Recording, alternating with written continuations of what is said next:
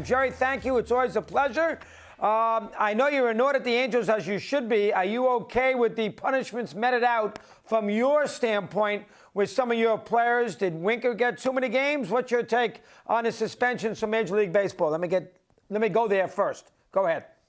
My general thought is it is what it is. There's not a lot we can do about it. It's an unfortunate incident that we controlled our own reactions. So to that end, we could have managed the crisis better, but punishment is as it is. Each of our players has appealed in the process. Hopefully they get reduced. And, it's a bad look for the game. And frankly, for those who put the idea together or constructed the notion that this was a good plan, it's just a bad look. And hopefully we can all move on and just play baseball.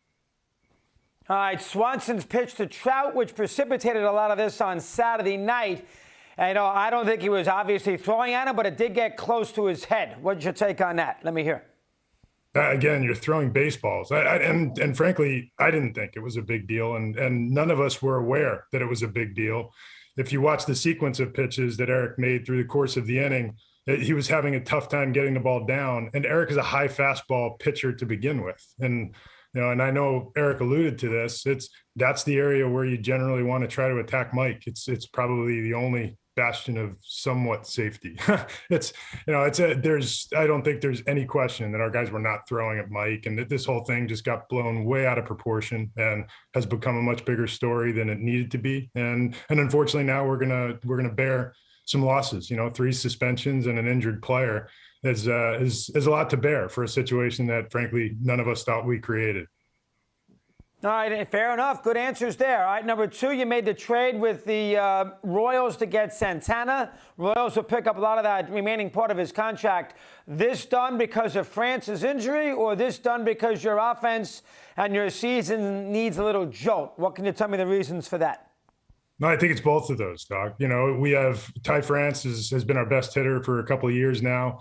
He's to the IL, and we have no real certainty as to how long that'll be. So he takes our first baseman out of play with an unfortunate injury that is pretty significant.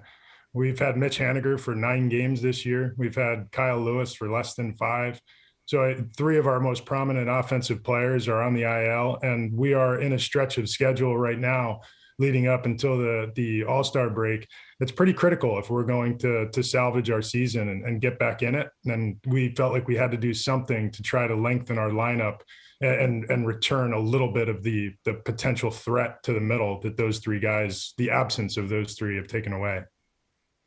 Yeah, a lot of people are surprised the Mariners have not had a big start to the year. We talked to you after you won 2 out of 3 at Citi Field. You thought that might be a springboard, and it just quite hasn't happened. Ways back in the division, miles back of the wild card. You're sort of in no man's land right now, Jerry, of how you want to approach the next 90 games. Santana's a good stop to fill in the gap thing for a while, but it didn't cost you a ton of money. Where are you right now as far as where you stand as far as postseason play is concerned in the American League? Let me hear. Well, we're definitely battling uphill. And, as we continue to play through the season, I think we have 87 games, left after today. Acquiring Carlos Santana is roughly us saying we're not giving up. This is an opportunity for us to try to catch up. That being said, we are climbing a hill, and we understand the hole that we've dug ourselves. Our pitching over the last 5 or 6 weeks has been among the best. It actually leads Major League Baseball in ERA over the last 5-6 weeks. And we're just not scoring runs the way we know we can. It's been very intermittent, touch and go, with big hits with runners in scoring position just haven't come our way. And again, there's not a lot we can do about bringing injured players back before they're ready, but we can go out and try to jumpstart it a little bit with acquisitions like this. It's funny, too. You've had a couple of road series, Jerry, where we thought maybe this was going to be the start of something big. We just mentioned the Mets. You won a series in Houston. You hadn't done that in a long time. You walked in Anaheim, walked to there, and you won 5 in a row. Then you lose Sunday, you lose last night. You were at home last week to Anaheim. You thought maybe, playing a little better, and you lose 4 out of 5. You have not been able to be consistent. And with good pitching, you would think you could figure out a way to finagle some runs, but you have not been consistent on a day-in, day-out basis. Discuss. Let me hear. I can't agree with you more. Our pitching has done a wonderful job. I think last night was the first start any of our pitchers have made in the last 25 starts where they've given up more than 3 runs. So we had 24 consecutive starts of 3 runs or less, which is a franchise record. Like I said, we've pitched our way into a position to be relevant. Unfortunately, we've not had an opportunity, or I guess we've not had that big hit with so much opportunity with runners on base. We are putting runners on base. We're creating those opportunities, and we're just not getting the big hit. And frankly, I think a lot of that is, and I hate to make excuses because they're not worth much, but a 9-man lineup, that conga line mentality. We do walk a lot, we pass the baton, and when you need that big hit, it's a lot harder to get when 3 of your best hitters aren't in the lineup. And that's what's Yeah, good point. position right now. Yeah, good point. And Haniger, the poor guy's been all year, and Lewis has missed 2 years. So, I mean, it's hard to evaluate at the end of the day, if this is a bust year or just an unlucky one. And that's your job. I mean, sometimes, injuries, it just doesn't click.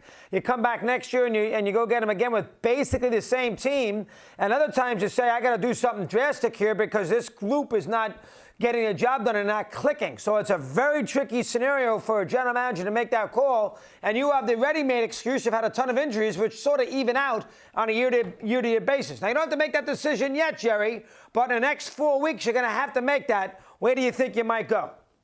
No, our team is still, we're one of the younger teams in the league. If not, I think the second youngest team in the American League right now. We do have a lot of young talent, and we don't have a lot of pending free agents. I think as we sit here today, only 3 are due for free agency: Mitch Haniger and Adam Frazier and Ken Giles. So the bulk, the foundation of our team is still here. We like this club. We do feel like everybody deals with injury. And right now we found out that we need more depth. And that's the thing we'll look at as we head into 23 is, will our farm system continue to provide some of that depth, and can we go outside to provide a little bit more? But, the story's being told. We came up short because we lost a couple of key contributors. And I don't know how many teams perform well when you lose guys that are that critical to your performance, but we certainly weren't prepared for it. And that's what we're dealing with right now. Jerry, great job. Nice of you to come on. It's a tricky spot for you. Thank you very much. Keep up the good work. Appreciate you joining us here today. Thanks, guys.